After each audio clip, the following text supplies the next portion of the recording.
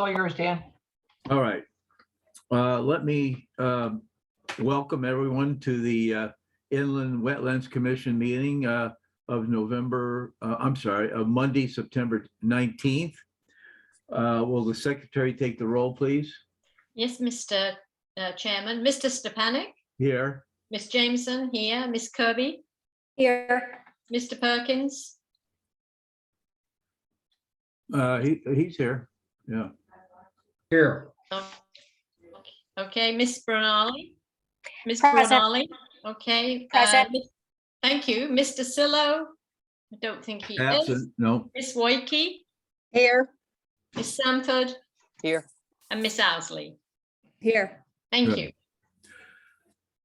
Before we move on, I want to congratulate and welcome Katie Owsley to the Wetlands Commission of New Canaan.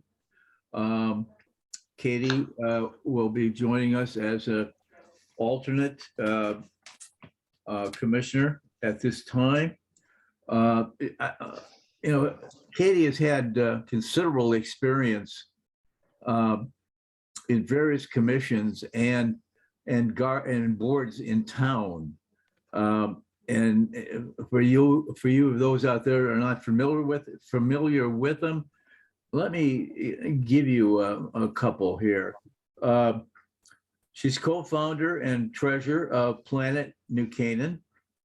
And she's been a treasurer and on their board since 2019.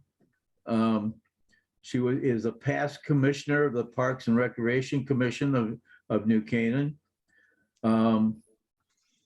She was a board member up until 2020 and head of girls lacrosse program in New Canaan. So instead of going on, there's a lot of them here. I want to again welcome you, Katie, to our commission, and I hope and we look forward to working with you. We do. Thank you, Dan. All right. Anything you might want to add to what I just said at all? Nope, I am excited to be here and to learn from all of you, Kathleen, and learn more about what you guys do. So thank you. All right. Thank you very much. Approval of the agenda. We all have a copy of the agenda. I'm assuming, are there any questions or comments or deletions? If not, can I hear a motion to approve? I move we approve the agenda. I'll second that. Peggy seconds it. All those in favor, raise your hands. Motion's carried. Approval of the minutes of the regular meeting of July 18th. You all have a copy of that. Any comments or deletions or questions? If not, can I hear a motion? Priscilla, Yes, I move. you make you move. Mhm. Who's going to second it? I'll second it. Okay. All those in favor, raise your hands. Thank you. Dan, Yes. I approve except for items 8 and 9 on which I was recused. So I approve to the extent of all the other items. Who is that, Beth? Yeah. Yes. Okay, good. All right. Dan, Yes. I abstained because I wasn't at the meeting. All right. You abstain. Anyone else? All right. Thank you. The site visit minutes of September 7th, 2022. You all have a copy of that. There was who did not attend the site visit? Peggy, Priscilla, Katie, is that George, Angela? Okay. So I attended it. Beth, you did, I know. Yes. Beth Sanford did. Anyone else? Anthony was there too, if I remember correctly. Yeah. Correct. I have no comments. Anyone else? All right. Your motion? I move, so move. Anyone second that? I second. Who said, oh, Beth said that? Yep. All those in favor, raise your hands. All right. Motion's carried. All right, let me open the regular meeting now. For those that are not familiar, that are joining us today, are not familiar how we do things here. As far as procedure goes, let me just summarize these. The next 5 applications on the agenda, items 6 through 10, are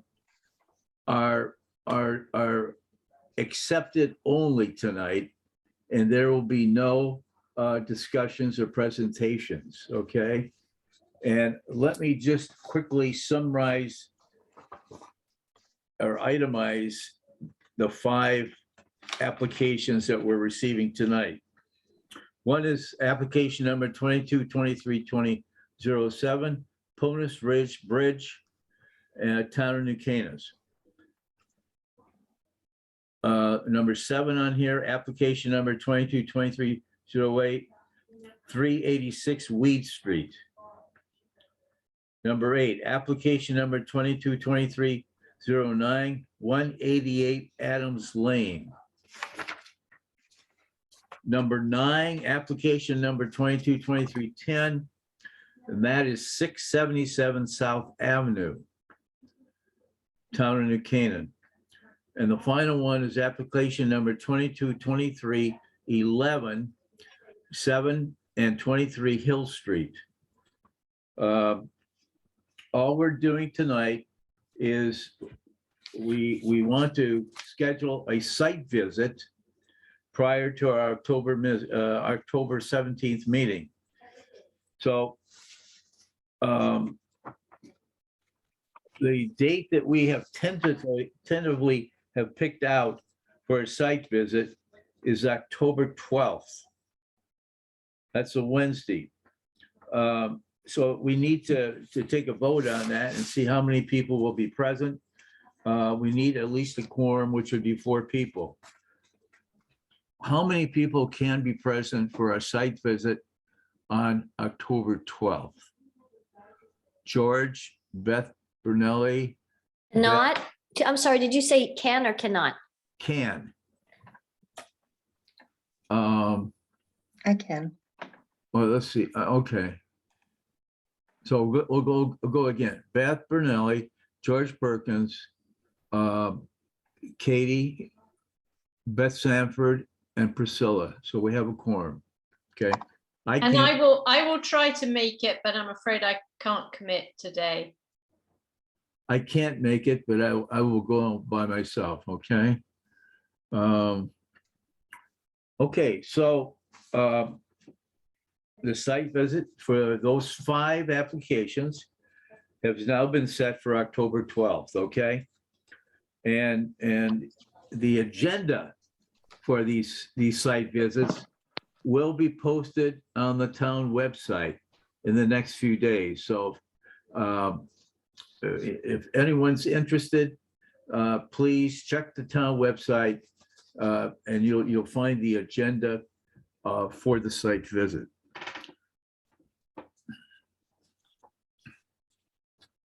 Moving on. We have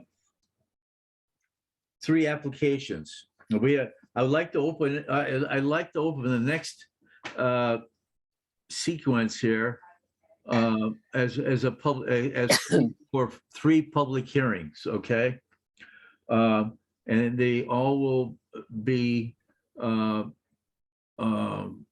the town of New Canaan, through the town of New Canaan, through the town of New Canaan. Application number 21-22-52, lot 22, Owen Oak Ridge, New Canaan Nature Center. Demolish portion of the existing boardwalk and replace with new boardwalk. Tiger Man. Tiger, are you on? I am, sir. Oh, good. Okay. You're going to do the presentation? I will. Kathleen, do you want me to share my screen or how do you want to do it? Nope. she's muted. Let's see. Muted. Yeah, you I go can ahead. share mine I can share mine if you want. Yeah, you're co-host and you can go ahead. That's how we do it within the wetlands. You go ahead. I let you share the screen, so you're all set to Thank go. Okay, Can everyone- great, thank you. All right. Can everyone see that? Yes. Well, no, it's Not blank. there, now. yeah. We could. I think it has to reset itself. So, well, first of all, thank you for having me.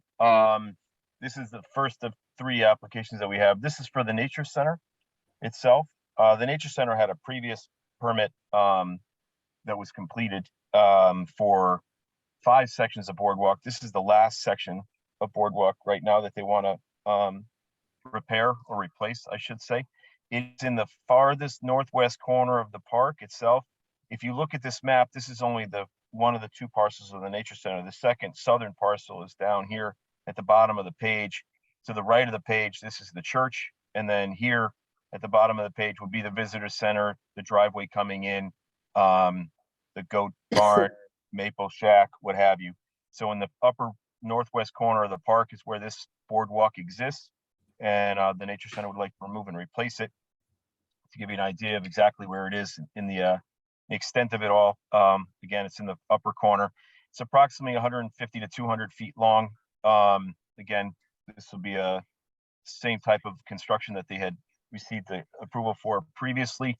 Silo Construction should be doing the work, I believe. So in essence, the sequence of events, they'll access the site via the Nature Center Drive and work their way through the trail system to get to this boardwalk area.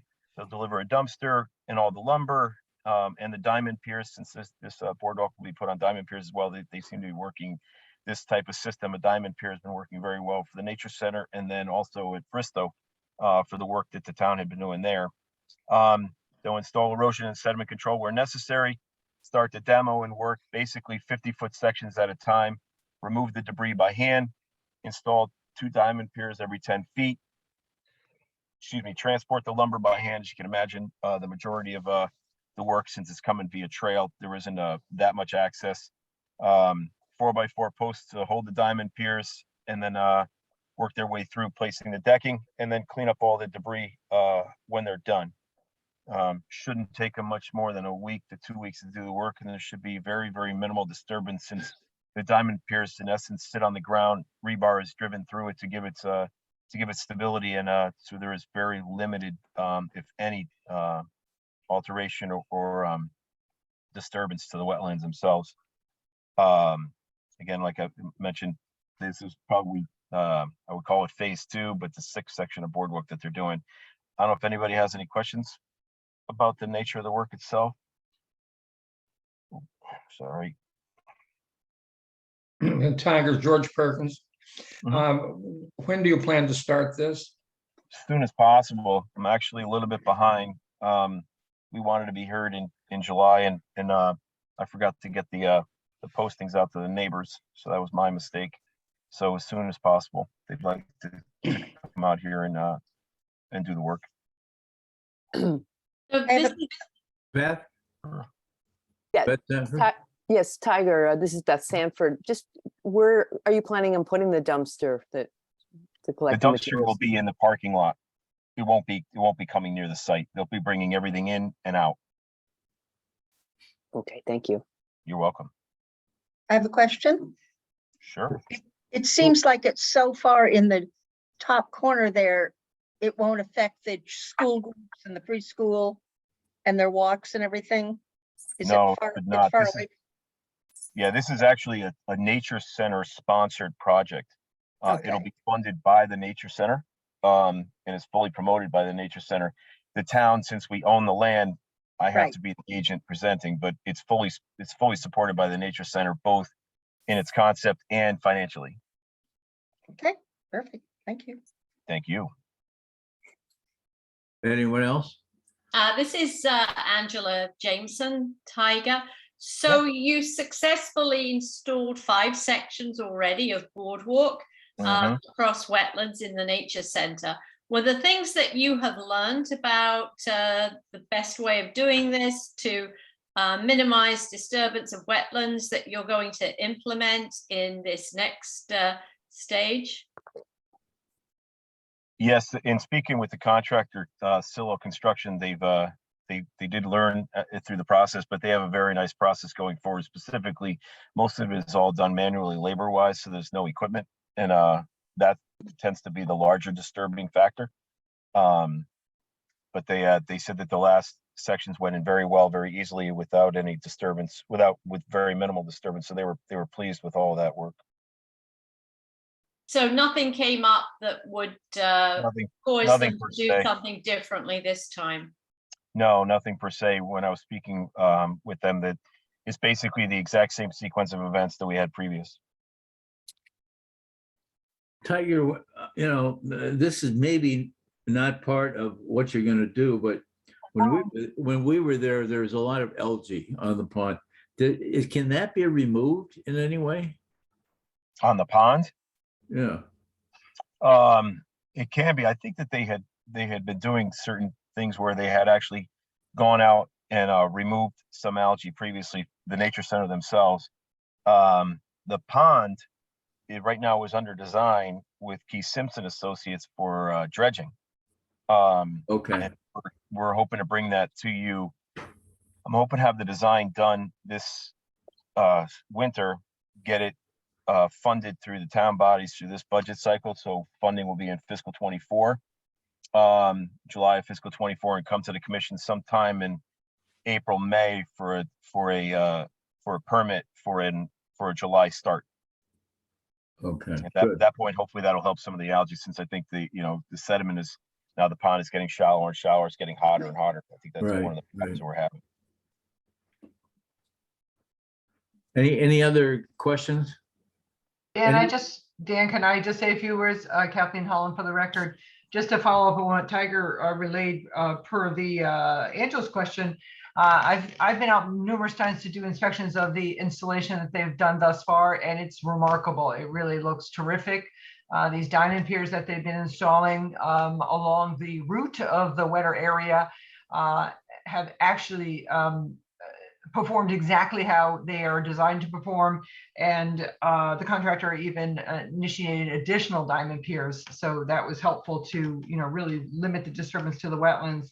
And then secondly, as far as the pond, Dan, I think you may have been referring to the pond that's furthest to the north, and the algae issue there was probably seasonal due to the dry conditions of the summer.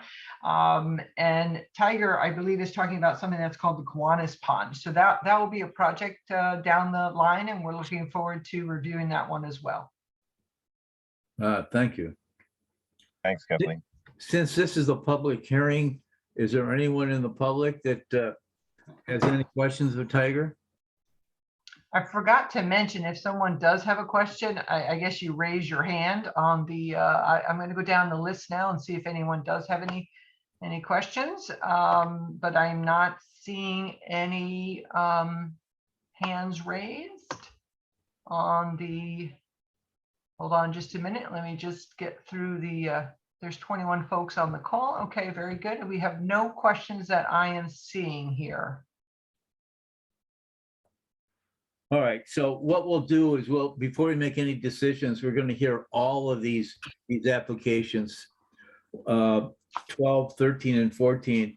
Then we'll close the public hearing, and then we'll discuss and make our decisions then. So moving on, Tiger, application number 212250, 64 Richmond Hill Road, Mead Park. Actually, it's Mead Park. Remove accumulated sediment from 4 bays within Mead Park Pond. Again, thank you very much, Tiger Man, Director of Public Works for the town. Back in 2010, the town put in dredged Mead Pond in its entirety. And when we did that, we put in 2 sediment 4 bays on the 2 streams that inlet into the pond. One is on Richmond Hill in between Grove and Park Street. and the other is on Richmond Hill between Grove and the railroad station. Give you an idea, it's this. So in essence, basically Richmond Hill is to your left here. The island is here. The entrance to the park is on the far right of the screen itself. Then you come through and around the access drive all the way around, exit out on Richmond Hill. The two inlets, as I mentioned, one is on Richmond Hill between Grove and Park Street, and the other is on Richmond Hill in between Grove and the exit drive. Both have sediment forebays installed for catching sediment before it gets into the pond. We did the exact same thing on Mill Pond, and we'll speak about that as well. To date, we have not dredged anything on Mill Pond. The sediment load is quite less, but we are looking to now come in and do some maintenance dredging there. So we'll have to open up the drain at the low on the sluice on the dam and try to lower the water elevation. We'll sandbag the area to the north of each gabion weir of each sediment forebay. We'll divert the water by bypass piping, similar to what we had done at the time that we had dredged the pond. We had done the exact same situation, sandbagging and then piping around the areas that we have been dredging. Install hay bales at our disposal site. The disposal site was approved by Park and Rec. We've used it for our dredging, our annual dredging at Mill Pond, and it's at our leaf mulch site off of Lapham Road. Because the majority of the sediment turns out to necessarily be leaves, we can then dewater it and sometimes bring it into our composting facility. We'll excavate sediment to the pond bottom, or what we feel is the pond bottom. Mead Pond is a little bit a situation where it's a bog. Doesn't necessarily have a very hard bottom, but we'll come down to the elevation on the plans itself. And then our access will be via the new paved parking lot, which is next to the plaza itself, the Mead Park Plaza that was created when we took down the Richmond Hill garage. And then, as I mentioned, we'll dispose the material at the leaf mulch site, remove the sandbags, close up the drain, and allow the pond to refill. We feel that we could probably do it in about 2 days worth of work. We'll either be contracting with Hussey Brothers Excavating, who has done all the work for us at Mill Pond, or FGB Construction, since they have a very large excavator with a long arm that can actually reach out to these sediment forebays, which since they're a little bit further away from the water's edge. I don't know if anyone has any questions at present. Tiger, it's Peggy Kirby. Again, do you have a time frame on this? This again would be if we could get this done this season, I would like to. This one might have to be postponed based upon contractor availability. But I would like to see us do it this season if I can. I'm more interested in doing Mill. Right. To be quite honest, Mill has more of a tendency to fill up with sediment than Mead does. So if we don't do it this season, we'll come back in the low flow in June, July, and August of next season. This is Angela Jameson. So, the chart that you've put up here, Tiger, is very helpful. Thank you. But whenever I see that word dam, I think state and deep. Is there any need to get any permissions from the state in relation to anything that will be done to the dam? No, there's an existing sluiceway already at the dam, and we actually lower the water level whenever we're posed with a large storm, a superstorm, or a hurricane. We always go in and lower it itself. So no, there shouldn't be an issue. Thank you. Thank you. Did you say, Tiger, in your beginning introduction that this is the first time you've done this? Did I hear first that? time? Yeah, we haven't seen the need for it when we've lowered the pond in the past. We haven't seen a very large sediment load in front of it, but it's been 10 years since we dredged it. We'd like to come in and take out whatever is there and then start over. But we don't see Mill Pond. We see a large sediment load. You can actually see it overtopping the sediment forebay here in Mead Pond. You don't necessarily see that. Huh. So, but we'd like to get on an annual basis or a biannual basis, once every 2 years with Mead. With Mill, we're more forced to go annually. You know, Mead Pond, Mead Park is heavily used right now. And do you see any of your work, hindering any of the public or, enjoying themselves at the park at all? No, I don't think so. When we lower the pond level, it doesn't lower that far. It's not like it'll be dry. It's not going to be a dry bottom. It only comes down by about a foot, foot and a half. So it's just in order to try to get some of the water out so we can actually see what we're doing.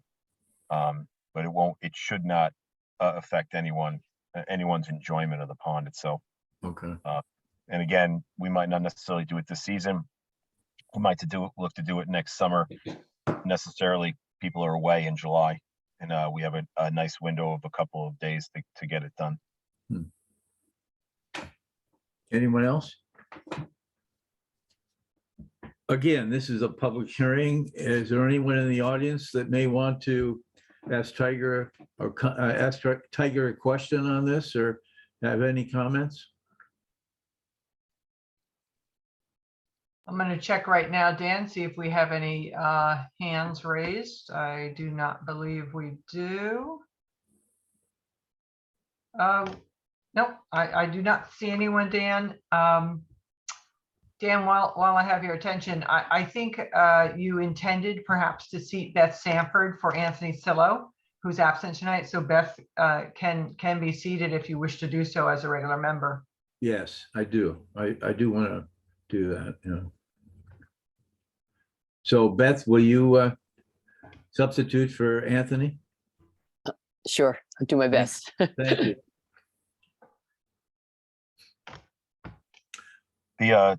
Excuse me, sir. The only thing I'd like to mention is that we'd like this to be a 10-year permit. We had a similar 10-year permit for Mill Pond, and if we're going to come here on an annual or every 2-year basis, we were asking for a 10-year permit just to allow us that ability to kind of access the pond when necessary. We would obviously let Kathleen know before we got there, well in advance, and then let her know as we proceeded through. Well, I'm certain she's going to come visit anyways. And then when we were done, but we were looking for a 10-year permit on this, similar to what we had for Mill Pond. Okay. Any comments or any questions on that? Okay, let's move on to 14. Application number 212251.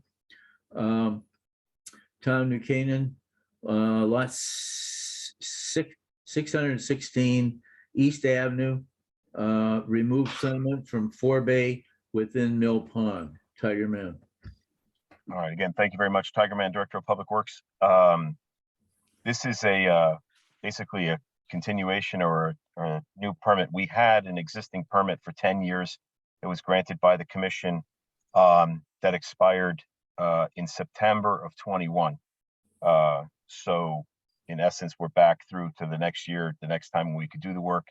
And very similar to what we had spoken about at Mead Pond, Mill Pond, when it was initially dredged back in the late 2000s, 2009, 2008-9, we put in a sediment forebay here, which has worked out incredibly well for Mill Pond itself. We've been maintenance dredging there yearly or almost every year for the past 10 years. We're taking out a good amount of sediment each time, and we've seen that it's actually been able to help extend the life of the pond and prevent us from having to do a wholesale dredging of the pond itself. In the picture here, you can see at the top of the page is East Avenue.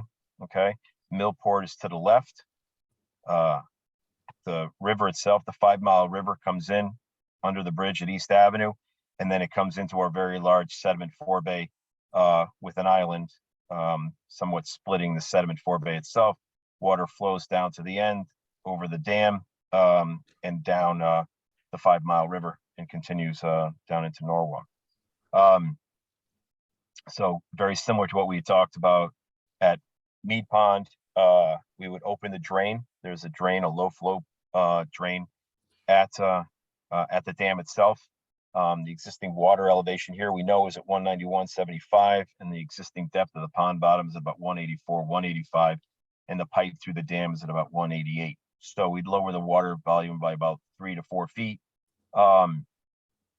We'd sandbag the area to the north again, divert the water, very similar to what we did when we dredged.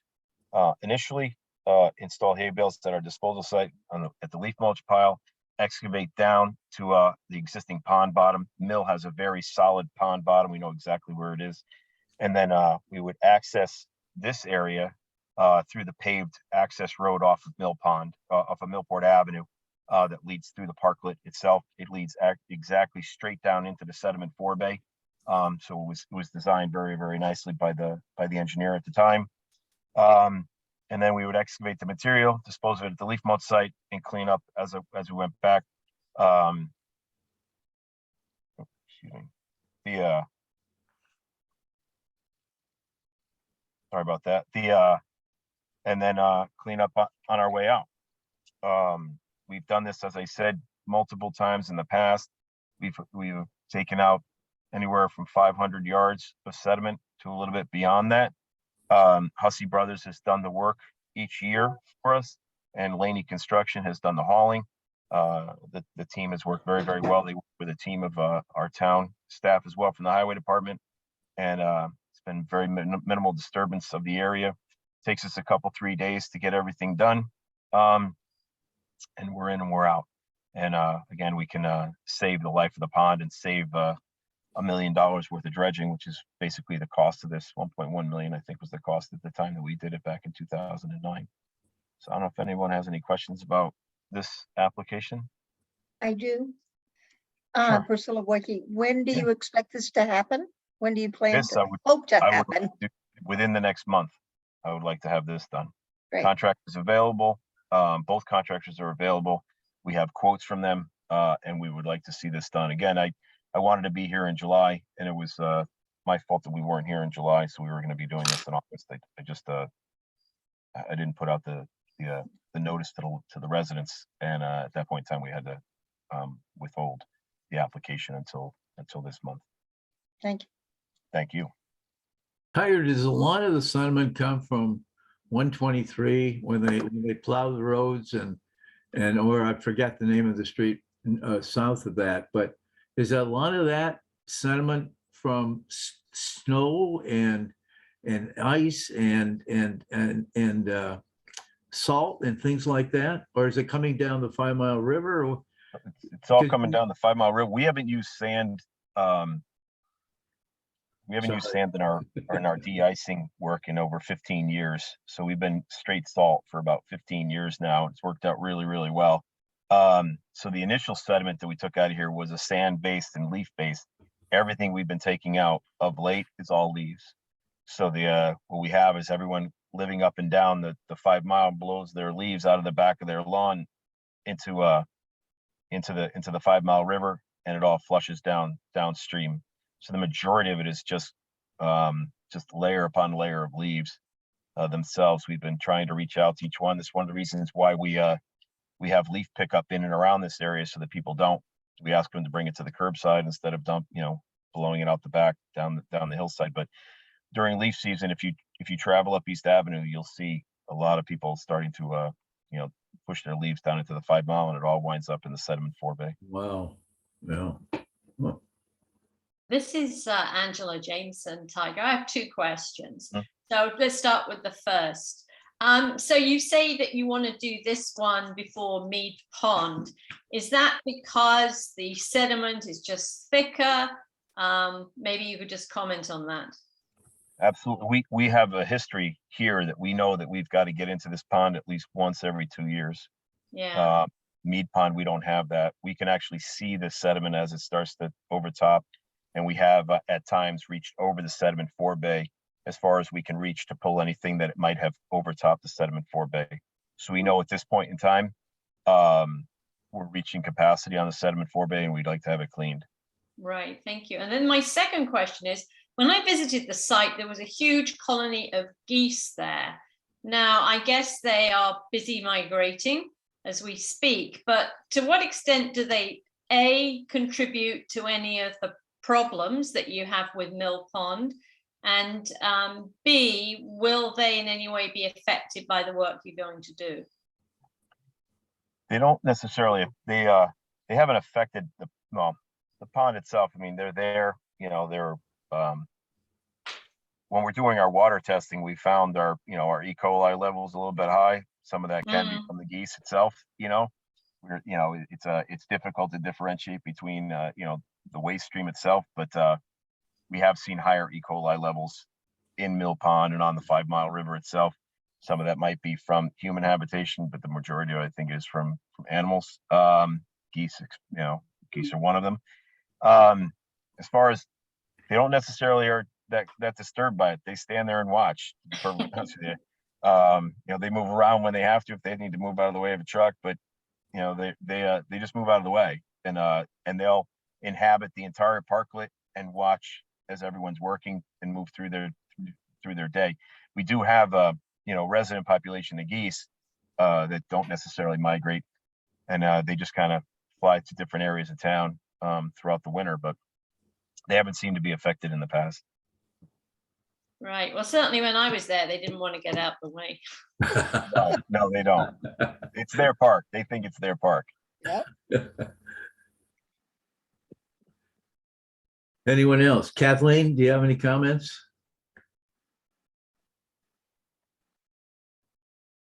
No, I have no comments. The only thing I think Tiger mentioned in the last one, but I believe you are seeking a 10-year permit as well for this location. Yes, I am. Yes, I am. I'm looking again. We had a 10-year permit that expired on in September of 21. So we'd like another 10-year permit if that's possible.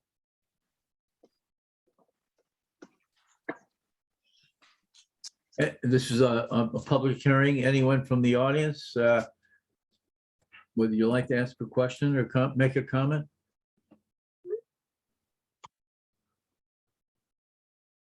I do not see any hands raised for public comment.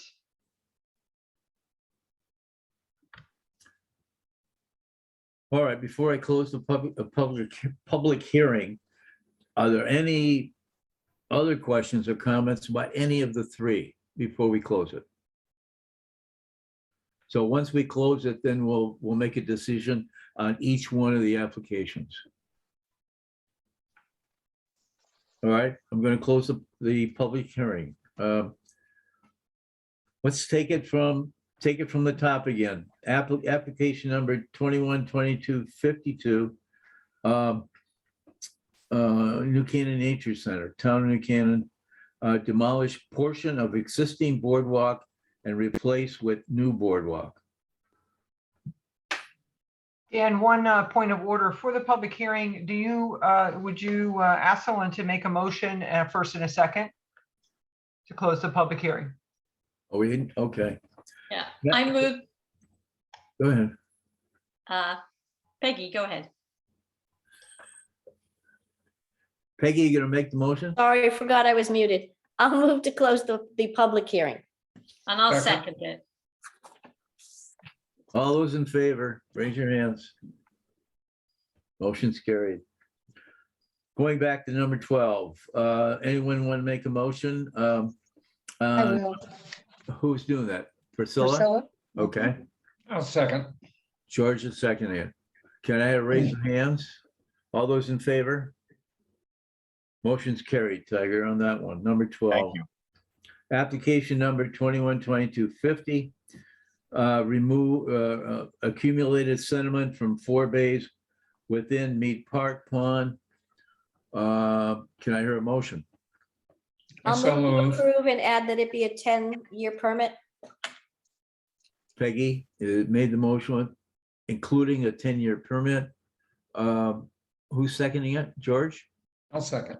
George second. All those in favor, raise your hands. Motion's carried. Finally, application number 212251,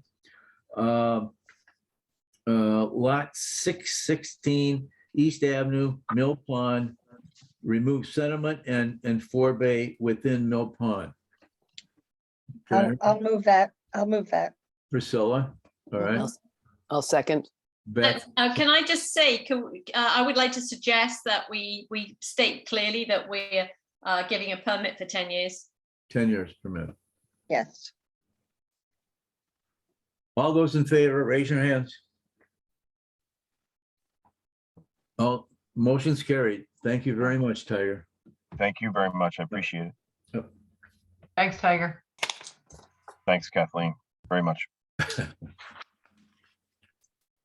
All righty, number 15, application number 222301, 82 Brookwood Lane, Kensho Trust. There's a lot here I'm not going to read, but I'll let David Rucci, the agent, explain it. David, are you here? Yep. Are you Hi, gonna? good evening. Thank you. Yep. David Rucci with Lambertu and Rucci in New Canaan. We represent Kensho Trust. They own about a 31-acre piece of property off of Brookwood Lane. It essentially expands almost all the way to Norholt, down to where the field club is, along Smith Ridge Road and Glen Drive, and then of course on Brookwood Lane. With me this evening are Gene Nazaro, our contractor, who's going to be looking to do dredging on this particular man-made pond. And I also have Kate Throckmorton from Environmental Land Solutions, who will sort of walk you through the process. And then I'm going to have Gene hopefully walk you through the sequencing of the pond itself. Those guys are really going to do the heavy lifting here more than I am. Gene, can we get your photo up there? Gene, What's that? Gene's photo is not there. Can we get it up? Yeah, Gene, and there he is. Here we are. Oh, yes. Good evening.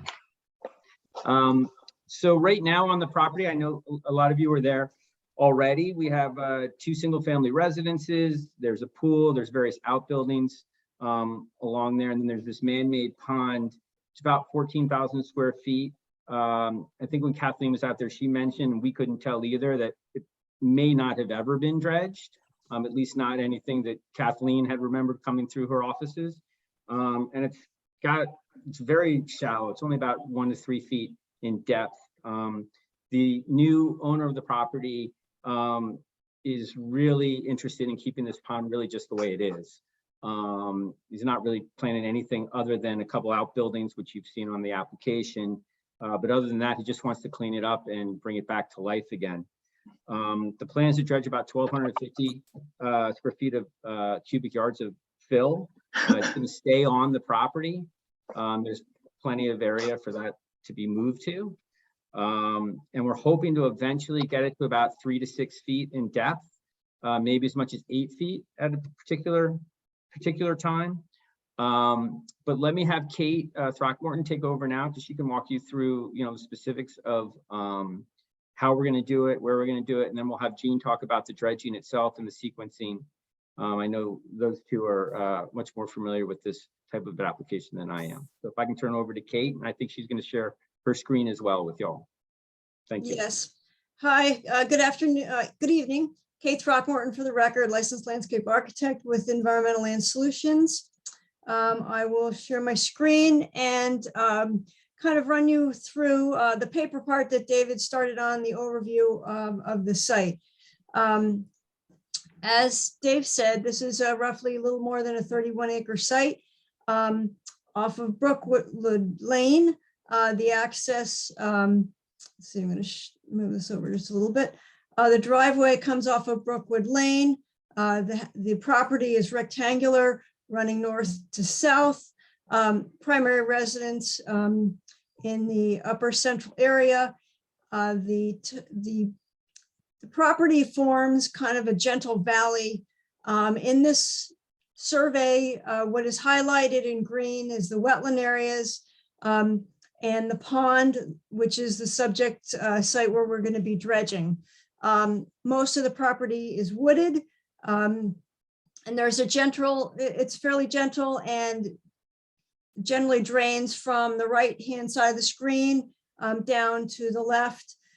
This property is within the 5 Mile River watershed and does originate somewhere up at the New Canaan Country Club. The water level in the pond appears to be relatively unchanged throughout the year. There is a primary water course that does flow through the site, through the wetlands, and through this pond. The pond itself is 14,000 square feet, or roughly 1/3 of an acre. And as David said, right now it exists at about 1 to 3 feet in depth. The pond is stone lined and lacks any wetland soils immediately around the pond. This portion of the site is mostly lawn and landscaped areas. There's large meadow in this portion of the site. And the remainder, the primary area within the wetlands, is wooded. Now, the next page I'm going to show you is going to start to focus in on the pond and show you exactly where we're going to be working. This page shows you the pond itself, the existing house, and the dredge areas. Before I turn over to Jean to give you a lot of the details, I just want to mention that this is a wide functioning wetland, mostly wooded, with several functions that include groundwater recharge, flood flow attenuation, sediment retention, nutrient removal, sediment and shoreline stabilization, a variety of wildlife habitats, and certainly visual aesthetics and recreation for the owners.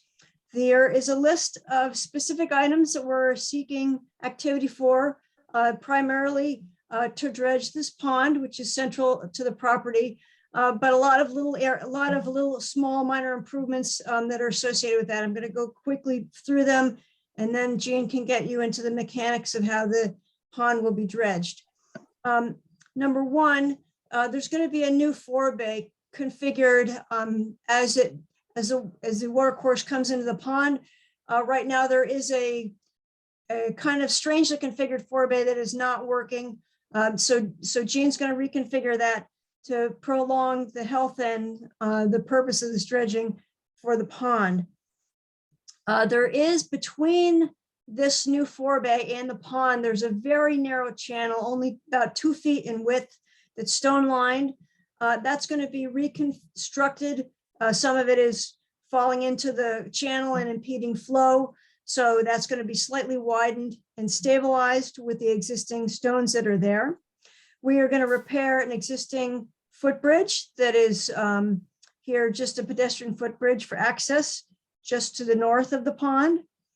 We are going to add one little step stone over this new area that's going to be reconstructed just for access to easily step over that area, which you can do today. There's going to be 2 small structures added adjacent to the pond. One is a 10 by 10 tea house. 2 of those footings, or I should say the foundation for a portion of that is going to be just inside the water, and a 14 by 14 pavilion, open pavilion here. And again, the edge of that is going to be just over the water edge. So while this area is open and being dredged and disturbed, we're going to be just setting 2 footings for this tea house and 3 footings for this pavilion. And we provided some specific details that Kathleen had asked for. So that's clear. And that's just as a preemptive preparation for the later construction of those structures while the pond is going to be disturbed. We also going to be resetting some stonework. There's some very delicate water features on the outflow of this pond, a small series of waterfalls and ponds, pooling areas. They're just going to be repointed and reset. Anything that's loose is going to be reconstructed. Nothing changed, just really almost maintenance in that regard. And then when the pond is finished, there will be an installation of an aerator and a recirculating pump.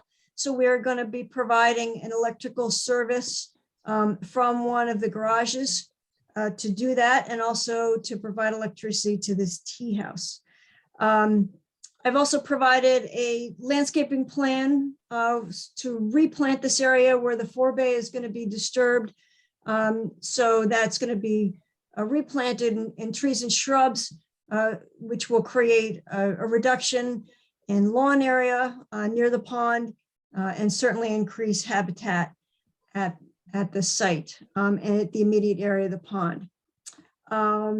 With that introduction, I'm going to hand it over to Jean to kind of run you through the mechanics. I'll leave this up. If anybody needs it changed to another page, please don't hesitate to do so. Great. I'm Gene Nazaro Incorporated. We've been contracted to do the pond restoration for the client. Kate, good job explanation of that. All the staff members or commission members had an opportunity to visit the site on numerous occasions. The pond itself is a relatively easy job for us to execute. Can you hear me? Yeah, we can hear you. Okay. Okay, great. The access into the pond will be one access point coming into the pond for the equipment. And the pond itself, right now, you do have a stream leading into it. As even this morning, it was dry, but pumps will be, a water pump will be established to pick up the inlet water coming in, should we have any flow. Bypass that to the outstream, that'll be all clean water.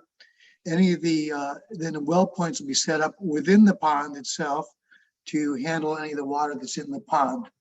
That any water that's being pumped in the pond will then be treated through a dirt bag sediment sack system to allow the water to flow back, return back into the stream.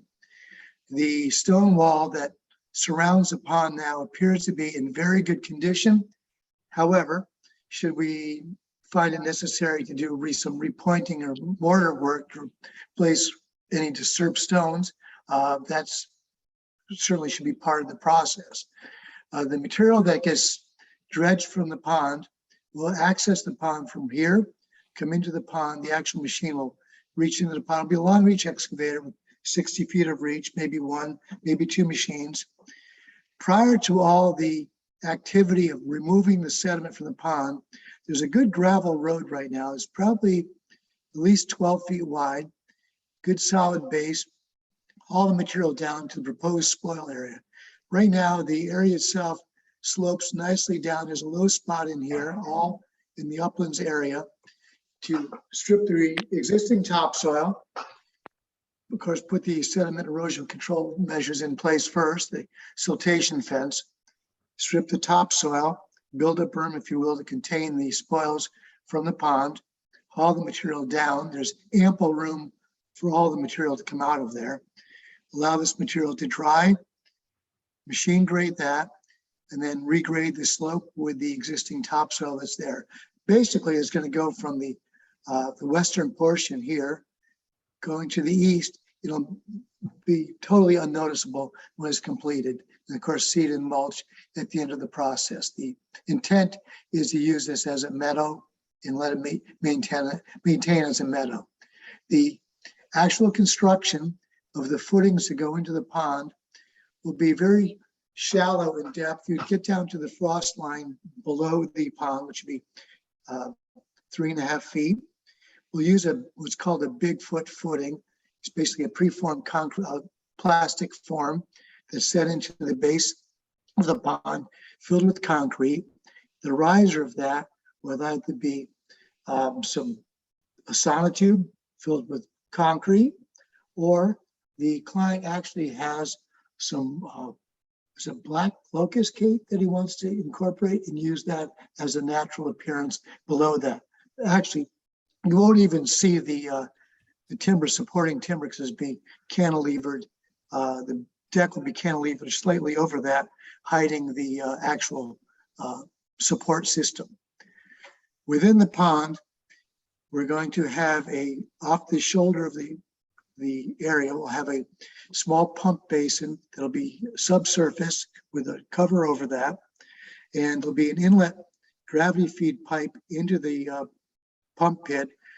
That will then get pumped up just above the existing footbridge.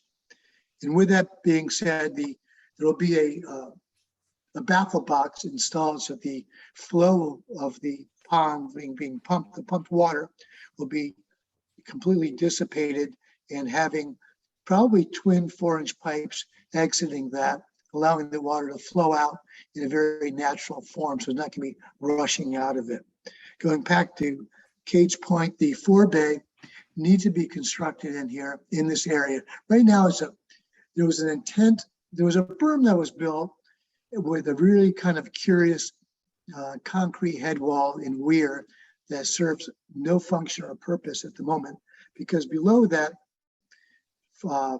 head wall or weir, there's actually a pipe, a 6-inch pipe that intercepts the water from the stream, goes below that and exits straight into the pond. So there is no containment capacity at all. The pond right now is the catch basin, is the sediment trap. In fact, just at the entrance of the pond, there's a large, maybe 5 foot, 6 foot in diameter island that's been created and some growth coming out of that.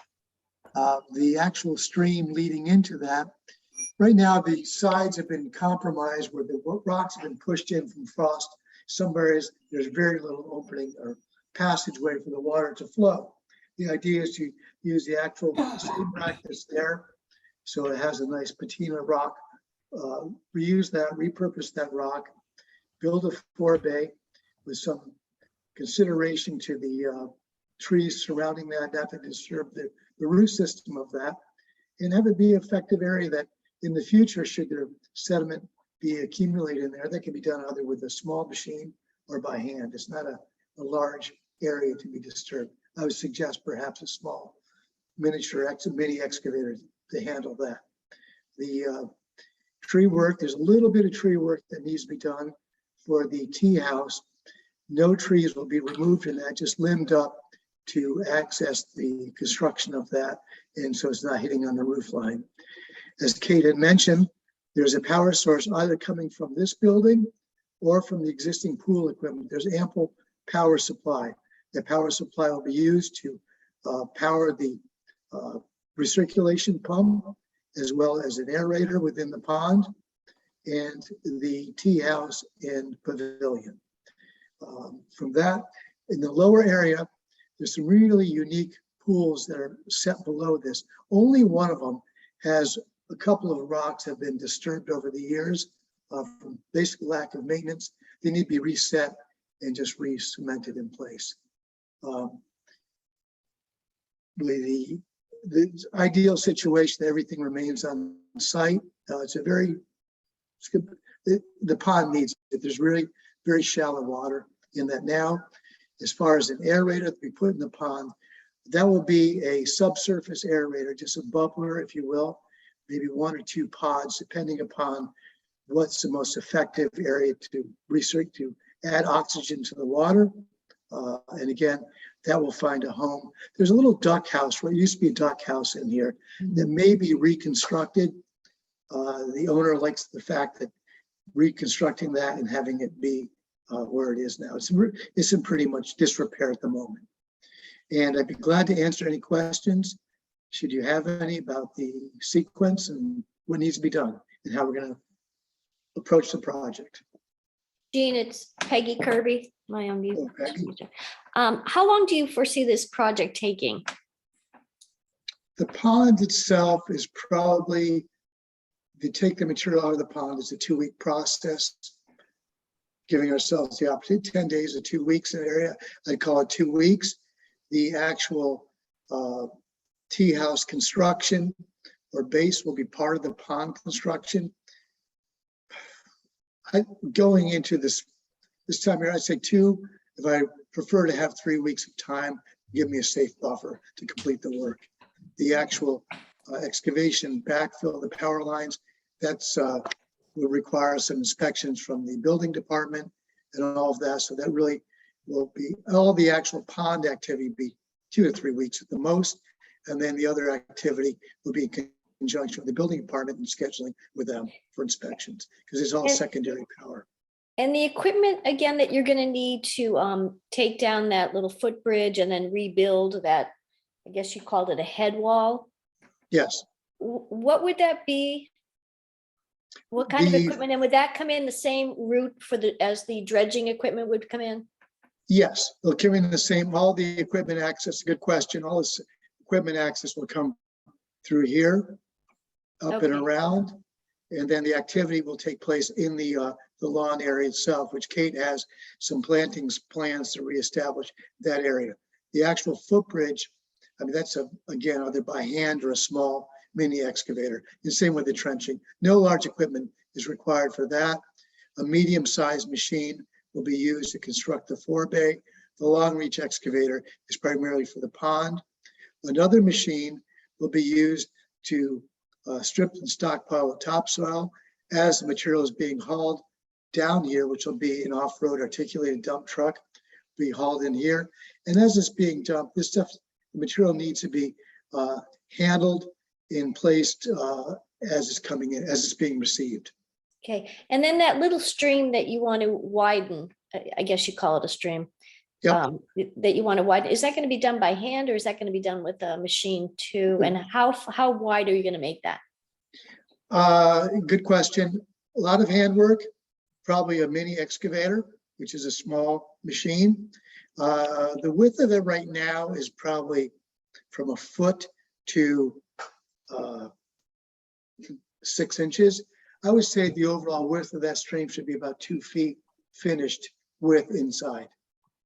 And perhaps if we can support the material from either side, find that the rock is in better place here, restabilize that and really work from one side and just stabilize the rocks that are being compromised. So really, if I can do it from one side, I prefer. If I have to do it from both sides, then that's where it'll be. Again, that's Okay. that's all handwork in there once it's established. Okay, thank you. You bet. Gene, show us that screen. Would you, do you put your arrow up Sorry, there? could you repeat that question, please? Can you show us the stream The stream right that you're gonna now, widen, that you're gonna, oh, right there? Let right me, in let here, me, leading up to the footbridge. I see. it's this section between where the forebay is and the pond itself. It's the stretch of the stream. It's probably 60 feet long. Yeah, yep. And it's existing as a stone line swale today, very narrow and partly collapsed. This is George Perkins. On the stream, what type of volume do you get during very, very heavy rainstorms? And have you looked at, like once every 25 years? Well, I've visited this site numerous times and have not seen water yet flowing through there. I would suspect when the drought is over, we'll have some trickle coming through here with a storm event. It may increase, but I've never, right now you can notice that the stream has never been over captured where there's erosion on the other side of the lawn area, the grass now. There's no undercutting of it or anything. Really, the damage or the concerns of the constricted area is from frost, pushing the rocks in, from freezing and thawing. Thank you. Yeah. Fortunately, George, the large wetland actually just immediately to the north and south of this pond really prevent it from, storm surges that have done any damage. There isn't any actually erosion in and around the pond itself from the water course. Okay, Hi, thank you very much. yeah, hi, it's Beth Sanford. I have a question, just a little clarification on the equipment. You mentioned Sure. I think you called it the long reach excavator. Where will that be situated while it's doing its work? Okay, what happens is once the pond is dewatered, we will take timber mats. They're known as crane mats or wooden timber mats. They're 14 feet long, about 4 feet wide, and they're 8 inches thick timber. They're bolted together, made for this purpose. And basically, I'll leave the wall intact. I really don't want to disturb the wall, so stack up several of them walk the machine in, and the machine itself will be working off of timber mat salt. Really, I have to get to about this portion of the pond to work within it, somewhere right in here, and I can reach everything. And the reason for doing that is no disturbance happens. There's only one access point. There's no disturbance around the size of the pond. In fact, when you're working with a pond like this, whether it's this pond or another one or a dam, you want to, this involves some handwork all along the edges, because you want to leave a shelf to support the rock that's there. You don't want to undermine that. You want to have a good solid base. Whatever's there, leave it be. And there's no, by the way, by the dam activity, same thing appears here. There's no activity proposed for that. The dam is in good shape. There's no reason to disturb any rock. This involves a lot of labor along with machine work in conjunction with the machine. I don't know if that answers your question or not, or. I think it's good. Thank you. You This bet. is Angela Jameson. I'd just like to talk for a minute about the proposed pavilion and tea house. Okay. Could you confirm that they will not be on any wetlands? That's correct. There are no wetlands on the sides of the pond, so that no part of the building will be within wetland soils. But the footings will actually be in the pond itself. Correct. So is there a need to have the footings in the pond?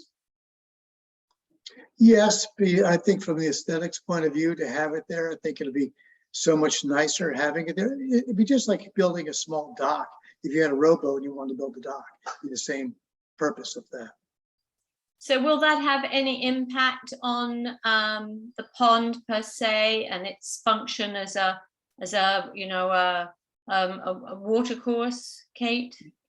No, it won't. And in fact, because this is such a man-made structure, it may actually provide some protected areas for aquatic animals, small aquatic animals to hide under. If you're familiar with ponds and docks, you will have no less noted that they tend to be quite an area that fish and frogs aggregate because of the provides them protection and shade. So there certainly won't be any detrimental impact for this. What kind of wildlife is there in the pond currently? Well, I don't think it's too shallow to really support fish. I think certainly when we were at our walks, there's an abundance of frogs, bullfrogs, green frogs, amphibians that are there. And certainly, as with all pond dredgings, they will be temporarily impacted. But as Jean can attest, they come back at remarkable speed, sometimes days after he leaves the site. So there will be some temporary disturbance to them, but they usually move out of the way and come right back. Absolutely. Within days. It's remarkable. I mean, I did a job in Darien not long ago, and literally 2 days later, the frogs are back and croaking away. And the owner, I know, would like to eventually stock the pond with some fish. But right now, there's no fish life in the pond. It's just way too shallow, way too warm. Gene, show us the dam again, or spillover, whatever you want to call it. Right over here. Where? It's right there, isn't it? Yep. And that feeds into, is that a river there that it feeds into? It spills down south into the water course and eventually into the 5 Mile River. It flows from the right screen to the left in this direction. And the water in the pond is supplied by mainly streams to the north of it, or rainwater, or? I suspect there's some springs in there.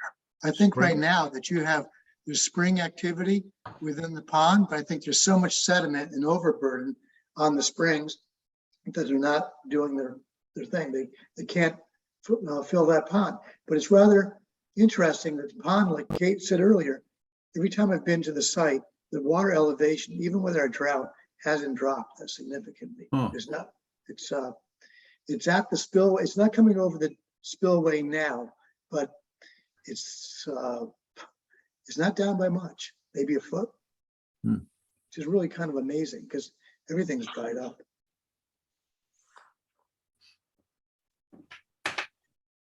Any other questions?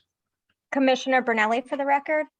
I just want to make sure I understand that it's being asserted that positioning the footings for the two buildings inside of the pond, inside of the wetlands, is going to have no environmental impact or cause less of an impact to the wetlands than entirely locating the buildings outside of the pond.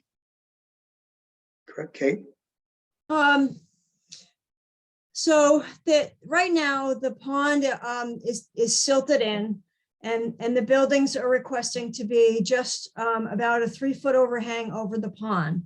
So to provide a proper cantilever, we're asking that during the excavation, specifically because we are going to be taking out the kind of silt and clay and leaf litter, we will be able to easily set those in. They're essentially going to be made of concrete. There's not going to be any detriment to any vegetation. There's no vegetation that's going to be removed. And I don't believe that there's going to be any significant impact or degradation to the pond from having the footings in the water. But if it was located entirely outside of the pond, would there be less of an impact? Were any alternatives considered? Well, I guess the question is the actual impact. Besides, I think really the only, I would say it's an equivalent to having a rock in the pond. So the question is there an impact of having a rock in the pond that supports a dock? And my assertion would be there is no actual impact to the wetland functions or degradation to the wetland environment from those 5 footings that are going to be placed in the pond. Okay, thank you. One additional question. I believe it was mentioned that these wetlands are within the 5-mile watershed. Is this project one that requires approval of the Army Corps? I think that you could probably provide a certification, but I think that that may be a review we can check into. It's my understanding that since this is a man-made pond to a certain extent, the Army Corps does not have jurisdiction over this particular project. That's my understanding of the work that we were going to do, because we looked into that briefly before. I didn't ask for an opinion from Army Corps. But that was essentially what what we received back from. I think Gene and I were talking about that as well. And I think that Kathleen may be able to comment on that as well. My understanding is that man-made pond, you don't need Army Corps engineer. And it's not a named river feeding that. Yes, it's a tributary into the 5-mile, but it's not a navigable waterway or anything. It's not a named river feeding this. Yes, it's an overflow as a tributary into the 5-mile, but this is not, in my opinion, of doing this for many years, this is not something of an interest to the Army Corps. Kathleen? The Army Corps' regulatory area is very different from the local inland wetlands. So they would have to make the inquiry directly of the Army Corps to determine that. When the town issues a local inland wetlands application on a permit, there's a standard condition in our standard permit that's issued that says the applicant is responsible for obtaining all other necessary permits, such as, for example, they need to get an electrical permit from the building inspector's office. They potentially need, any federal, state, or local permits. So it's a separate regulatory area, not, I am not an expert in that area, so they can potentially inquire further, but it's not required of you to do at this level of application for a state inland wetlands permit.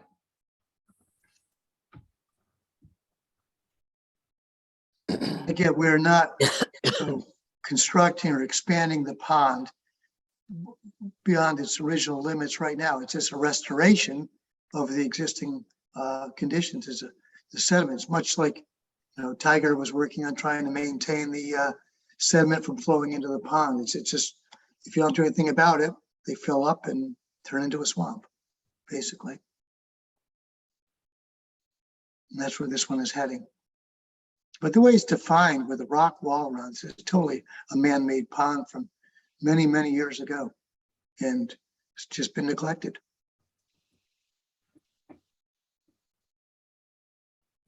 So you would, if you want to dig deeper, you're going to have to call, the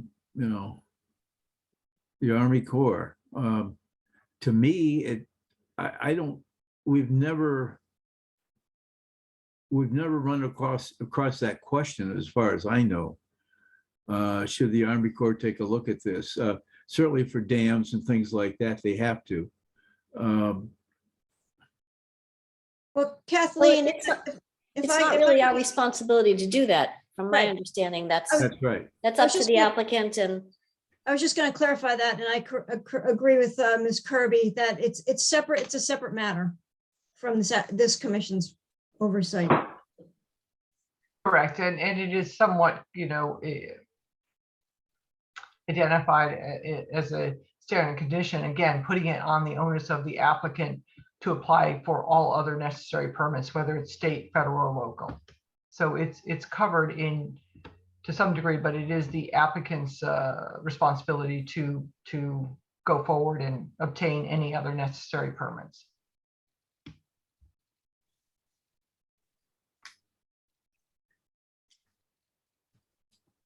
All right. Any other? Can I just make the point? We have asked this question in other cases. I'm just a little, unclear where the dividing line is when, as far as when we take an interest in whether the Army Corps of Engineers has been consulted or not. Do you have any thoughts on that, Kathleen?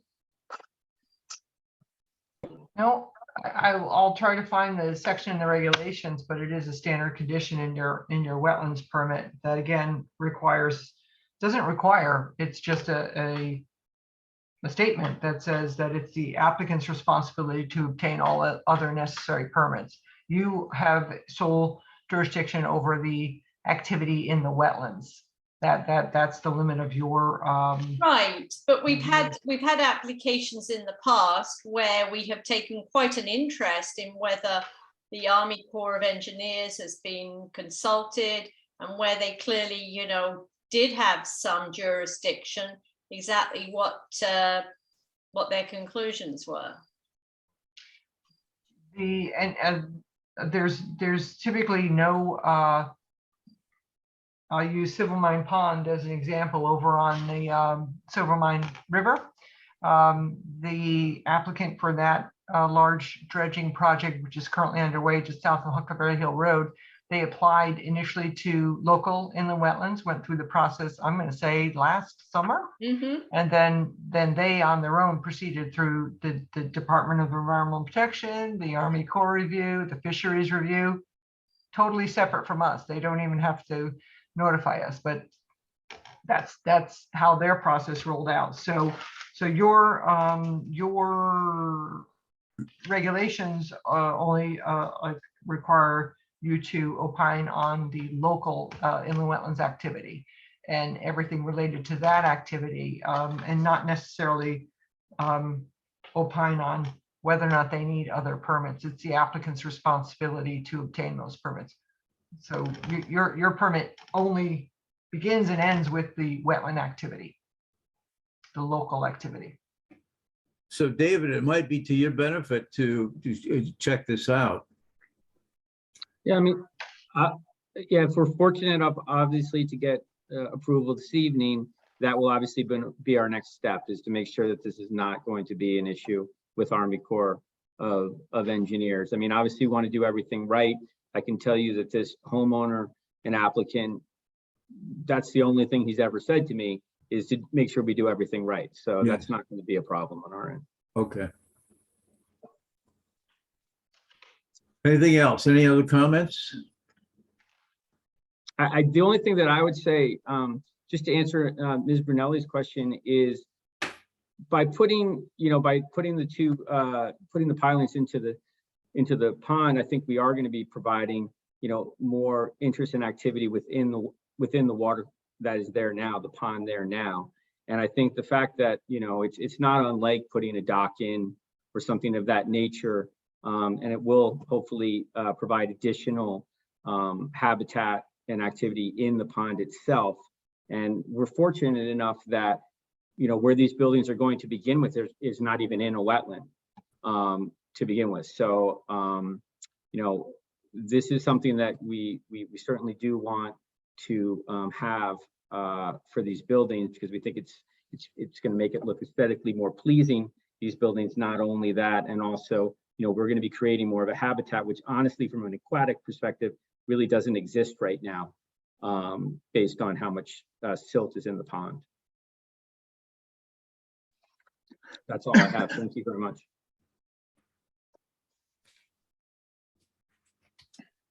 Any other comments, questions? Is there any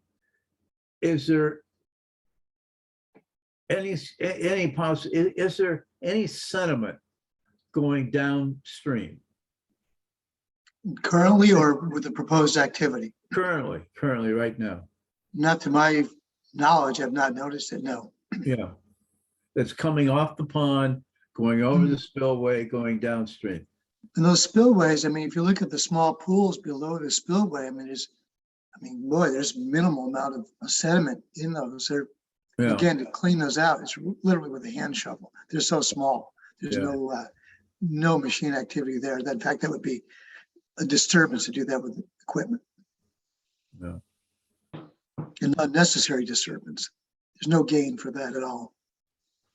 But all the way down, there's no evidence of sediment below that. Okay. Yep. All right, can I hear a motion? Any other comments? Please. George, anything? You okay? Not at this point. And in fact, I'm ready to make the motion that we accept the application, unless there's any other objections or more discussions.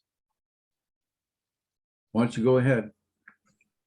I move that we accept the application as written with no special considerations. Can I hear a second? I'll second it. Peggy, you'll second it? Sorry. All those in favor, raise their hands. Is there anyone opposed to it? Anyone opposed? Raise your hand. Motion's carried. Thank you. Thank you. Thank you very much. Thank you. Yep. I appreciate your time.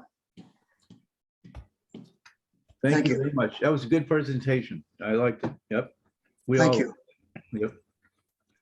Enjoy your evening. You too. Kathleen, you want to discuss any of the 7 administrative action reports? Sure. Yeah, 7 administrative permits were issued over. It's been a very busy beginning few months here in the Inland Wetlands Department. If everyone wants to just take a minute, I know you've already read the agenda, but there's various applications that had been applied for, and permits have been reviewed and issued by all entities, including the Health Department, DBW Engineering. Planning and Zoning always takes a preview of applications that are coming in for inland wetlands, just to give them a heads up. So 86 Summer Street has been approved for their activities at that location. They are still possibly going through planning and zoning review at this moment. So we'll see on the review of that.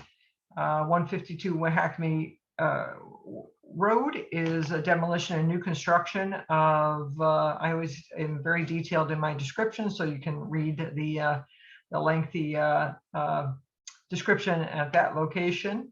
They have not broken ground yet, but the permit is in place for the wetland portion of the review.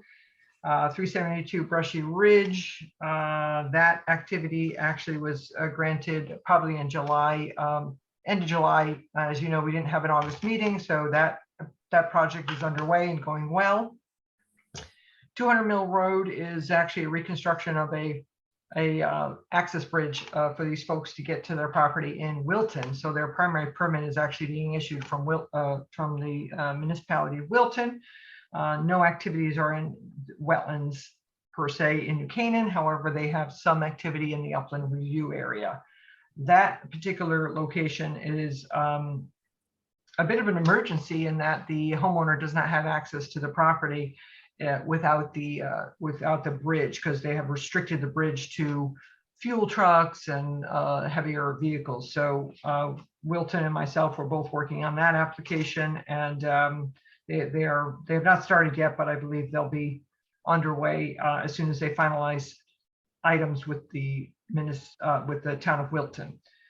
71 Proprietors Crossing is a lot that had been vacant. It's probably 4-acre lot since that particular subdivision was developed. It's finally going to actually get a new 7-bedroom house and all the amenities constructed on that location. Same with 772 North Wilton Road. Partial demolition had taken place on that property, and the property sat dormant for quite a long while until the Alvarez's purchased the property. They are intending to build a single-family home, again, with all the amenities that we typically see on these properties. The last one, 30 Twin Pond Lane, is for a construction of a pool. Fairly new homeowners at this location, and they're going to be installing a pool. And all of these activities that I have described for the 7 items were activities in the upland review area, thus requiring a review by myself and reporting to you. Does anyone have any questions? I guess not. Good, excellent, okay. Training opportunities, go ahead. Training, I always like to throw some things in there for you all, should you have the time and the energy to attend the availability of training. So especially with Katie as a new member, we do have, the state of Connecticut offers a lot of training opportunities. I have provided the links to those training opportunities in Katie's new introductory folder. So some of you have gone through the training videos. Everything is done by video and presentations. It's actually very comprehensive. It does take a little bit of time to get through all the modules, but I would encourage everyone to go ahead and do the DEP online training. It's actually very well done. And if anyone needs the information, I can send it out again so that you can have the links to be able to work your way through that training. I believe they give you a period of time in which to start and then complete the training. Angela, do you recall that time period?